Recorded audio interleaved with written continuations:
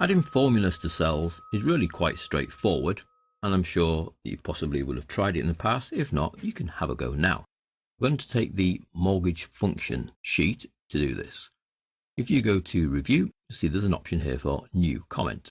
Now you need to make sure you're on the cell that you'd like to add a comment to. So I'm on this one here, new comment. Box pops up. In bold is my username. So whoever you're logged in as, you don't have to retain that. You can remove it or you can replace it. I'm going to put Guy. This is the monthly mortgage payment. Click away. And then depending on the settings, your comment will either stay or it will disappear. Mine are currently set to show. It says here, show all comments. If I take that tick off, it disappears. Put it back on, comes back again. With them fixed, I can actually move them, but the arrow will remain pointing at the correct cell.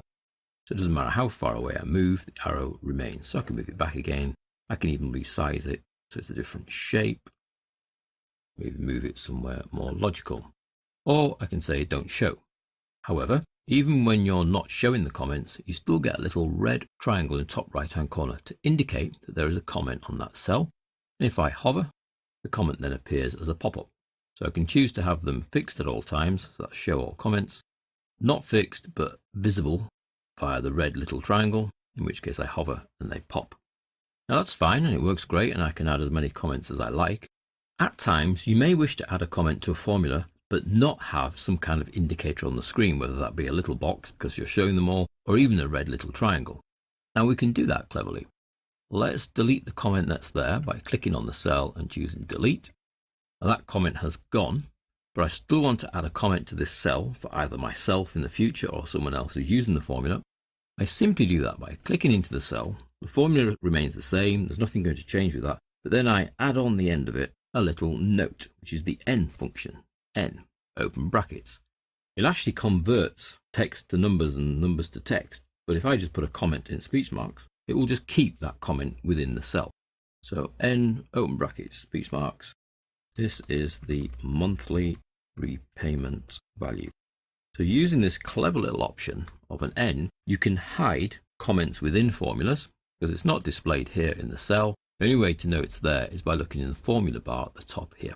But we can hide that comment in there, and anyone who's just using the sheet to work things out is not likely to then go around and interrogate the formulas. Anyone who needs to know what's going on would have a look at the formula, would have a look at the contents up here, and then this comment could be quite helpful to them. We might use it a bit more than just to say this is the monthly repayment value. We might use it to actually explain each of the three components. Why are we dividing by 12? Because we're on a monthly interest rate, not the annual interest rate. Why are we multiplying by 12 on the B4? Because we need to turn the number of years into number of months. So we could put all of that inside the comment, hidden away here in the formula, but not affecting the formula's result. We do that by just adding that plus n, open brackets, open speech marks, comment, close speech marks, close brackets. So I could add one to here, for example, plus n, the LTV is the loan to value, thus explaining the abbreviation. And again, it's not visible on the sheet. It's only there if you look into the formula itself.